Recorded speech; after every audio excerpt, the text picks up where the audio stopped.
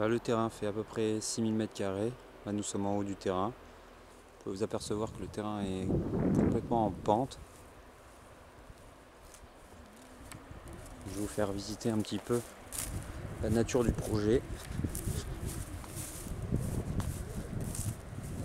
Donc voilà, là j'ai fait un test avec des tomates qui n'a pas très bien marché. La terre n'a pas été trop travaillée. J'espère que l'année prochaine des tomates vont partir d'elles-mêmes dans ce coin-là.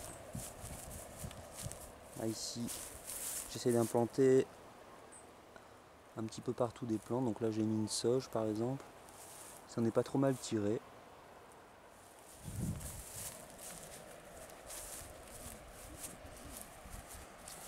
Donc là il y a un tas de bois que je vais utiliser plus tard. Là il y avait un tas de terre que j'ai déjà utilisé. Voilà, donc la limite du terrain est là. Nous avons posé une première barrière. Voilà, donc je vais rentrer par l'intérieur. Ici il y a un petit bois. Il faut bien penser qu'il n'y avait rien du tout. Ça n'était un pré, il n'y avait rien. Et dans le bois on ne pouvait même pas rentrer tellement il y avait de ronces. Donc là qu'on a commencé à travailler et à faire des allées. Il y a une petite plantation de radis noirs. Avec des poireaux au milieu. J'ai essayé de faire des plantations sous arbres. Parce que cet été il faisait tellement chaud. Je me suis dit pourquoi pas essayer d'utiliser l'ombre et d'essayer de planter au plus près aussi de mon point d'eau. Voilà, mon point d'eau est ici, c'est un vieux lavoir qui doit avoir à peu près une centaine d'années, qui a été envahi par plusieurs arbres comme vous pouvez le voir. Donc en fait ça fait à peu près 8 mois juste que ce projet a commencé, donc pendant 2 mois j'ai creusé dans le lavoir pour enlever des tonnes de terre. Donc là je suis arrivé quand même à une quantité d'eau quand même relativement conséquente.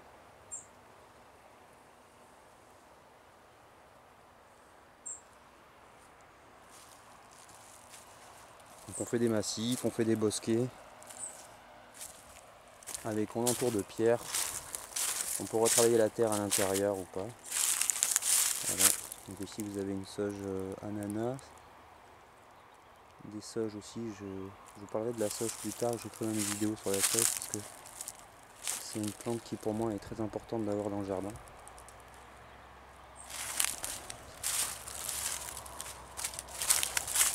Voilà, on a essayé, là ici par exemple il n'y a rien qu'à pousser, on voit qu'il y a un arôme qui pousse là-bas. Des petites plantes des petites plantes sauvages qui poussent ici et là, mais il n'y a que l'ail je crois qui a dû partir sur cette bande. Ici j'avais mis du persil, j'avais mis de la coriandre, mais là bon il y a quelque chose, il n'y a pas grand chose qui est parti à part le persil, hein, on voit. Mais là les feuilles qui tombent, je sais pas si c'est très bon pour les cultures. J'avais mis de la mâche donc elle se fait recouvrir, donc moi je fais des tests, hein, beaucoup de tests. Je fais les erreurs par moi-même, j'apprends de mes erreurs. J'ai pas peur de perdre ce que je fais, c'est pas grave, je recommencerai. Donc là je suis en train de faire une avancée, voilà, donc ici c'est en pente, donc on essaie de rattraper le niveau comme on peut avec du sable que j'extirpe d'une mine un peu plus haut que j'ai faite. Donc j'arrive à récupérer de l'argile, des matières diverses.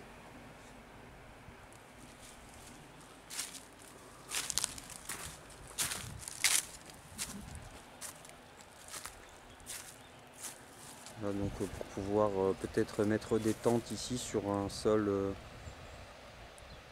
un petit peu plus sec, un petit peu plus agréable dans le futur. Voilà, donc j'avance, là je vais vous montrer le haut du bois. Donc vous avez vu, vous avez un bon bois quand même, j'ai un bon petit bois, ça j'ai eu de la chance parce que en été c'est quand même relativement agréable d'avoir un endroit à l'ombre. Donc là ici je pense que je vais mettre ma découpe de bois dans cet endroit là. Je fais d'ores et déjà mes découpes de bois.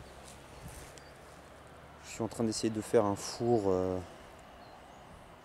un petit peu la primitive technologie, j'avais commencé mais j'avais pas trop eu le temps de continuer, donc là j'ai des pierres, je vais un petit peu l'améliorer je pense avec des pierres pour, sur les côtés pour le renforcer. De toute façon le moment donné où je le ferai, je filmerai, je vous montrerai ça.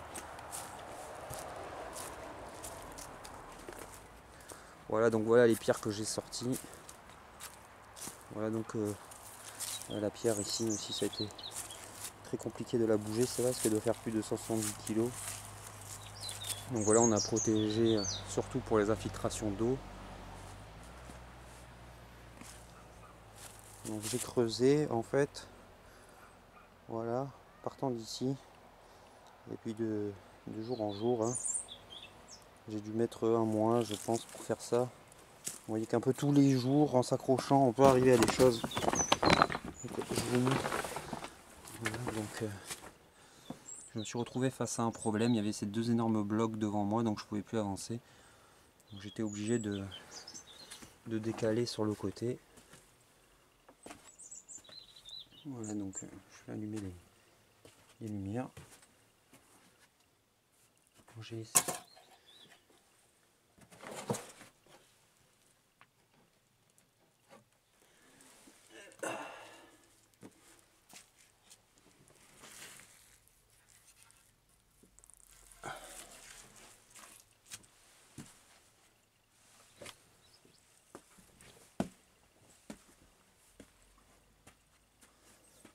Donc là on voit pas parce que j'ai pas les lumières, je sais pas où je les ai mises.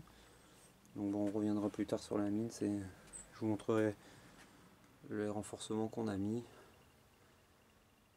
Et ce que je sors d'ici, donc j'ai fait des marches. Donc c'est une espèce de mélange. Vous avez plusieurs couches, il y avait les couches de pierre. On verra mieux, je vous montrerai mieux les couches successives. En fait il devait y avoir de l'eau, il y a des millions d'années ici, parce qu'il y avait en bas il y a une couche d'huîtres. J'ai trouvé des oursins pétrifiés. Donc on a renforcé sur les côtés. On a renforcé sur le dessus pour pas que l'eau s'infiltre trop. On n'en a pas encore arrivé à quelque chose de satisfaisant, donc on va continuer à renforcer avec des palettes par exemple ici. Palettes, je vous conseille de toujours en récupérer. Ça peut toujours être très utile pour toutes les constructions, si vous voulez désosser, pour renforcer des murs, pour créer des toits, pour créer des petits murets, pour construire des cabanes. Mettez des palettes de côté. En général, elles subissent assez bien la pluie. Je crois qu'elles sont traitées pour la plupart. Donc vous pouvez regarder là-bas, il y a une palette. Là-bas, il y a encore des palettes. Moi, je stocke. Hein. Ici, on récupère ça, vu que moi, je suis dans le vignoble. Ce sont des copeaux de chêne qu'ils utilisent pour mettre au fond des cuves du vin, pour leur donner un petit bout de chêne. Donc, ils utilisent des subterfuges. Donc, ils utilisent ces espèces de sacs de copeaux de chêne. Et par exemple, on peut les utiliser pour faire des sols, par exemple. Ici, nous, on en a utilisé pour faire le sol. Donc, ça donne un sol donc qui va nourrir le... Ça donne voilà, quelque chose d'assez sec qui empêche les herbes de pousser. Et puis, au fur et à mesure, hein, on en remet, ou on change, on met autre chose. Mais en tout cas, ça va nourrir le sol. Ça va lui permettre de créer un peu plus d'humus, d'avoir un peu plus de carbone. Donc, c'est toujours intéressant de récupérer comme ça des produits un peu à droite et gauche, un peu à droite à gauche, on récupère des choses. Voilà, il faut récupérer des choses qui sont gratuites, qu'on jette, toujours essayer de les stocker pour pouvoir en trouver une autre utilisation. Donc voilà, puis donc ah oui, le réseau d'eau. Donc on a dérivé l'eau qui sortait du lavoir et comme elle est en pente, on a mis un regard, voilà comme ça. Donc on a utilisé pour l'instant on utilise des tuyaux en PVC parce que c'est quand même, je sais que c'est pas très écologique, mais bon c'est quand même beaucoup plus facile que d'utiliser des tuiles ou de créer ou de creuser dans le sol. Au début on a creusé dans le sol et puis après plus tard on a mis les tuyaux. Et puis en fait une fois qu'on bouche ici, l'eau part sur la droite dans un autre tuyau pour irriguer ici sur le côté de la butte. Voilà, donc quand il fait vraiment trop chaud, je peux quand même arroser pendant 1 ou 2 heures sans trop me prendre la tête parce que c'est très long d'arroser à l'arrosoir. Vu que j'ai pas de système pour arroser, je suis pas du tout pour des systèmes automatiques d'arrosage toute la journée. Voilà, donc ici j'ai juste travaillé le sol ici. Donc j'ai retourné, j'ai fait un labour, un petit labour pas très profond. Puis j'ai rajouté toute la vase que je trouvais dans le lavoir et toute la terre que je trouvais dans le lavoir. Et puis après, je suis remonté avec des couches de matière végétale morte, des feuilles, des racines. Et puis bon, j'ai fait une petite butte. Donc c'était pas vraiment une butte de permaculture, hein, c'était un test de butte où j'ai planté cet été des tomates. Là il y a des capucines, des salades qui poussent. J'ai mis une sauge au début là-bas je mets toujours des sauges un peu partout parce que c'est une plante que j'affectionne énormément. C'est une plante qui pousse énormément. Il faudrait que je mette de la consoude aussi. Un peu de persil ici. Au début des buttes, j'ai mis aussi, là vous voyez, c'est du thym ou de la sarriette. En général, je vais mettre du thym ou de la sarriette aussi. Là j'ai mis des fleurs, elles peinent un peu à partir. Je les ai mis un peu tard vu que je me suis pris très tard vu qu'il n'y avait rien en avril.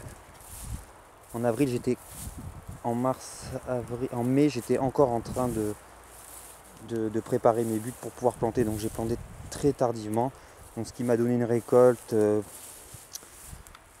pas énorme je trouve, mais bon pour moi c'est satisfaisant pour avoir fait les tests cette année. Et ce que j'ai, donc là vous avez une carotte par exemple qui est montée en graines, j'ai dû la planter trop tard et elle est montée directement en graines, donc moi ça me dérange pas, je vais la garder et je vais récupérer les graines. Donc on avait mis aussi des œillets d'Inde un peu partout pour protéger des prédateurs, des maladies. Donc au bout aussi, vous voyez, ici vous avez encore un pied de thym. Là je crois c'est encore un pied de thym qui est monté en graines. Mais bon je m'en fais pas, les pieds de thym sont très robustes en général et qui résistent à l'hiver et ils repartent. Donc voilà la continuation de la deuxième butte. Ici j'ai mis un filet pour mettre des haricots verts, des choux.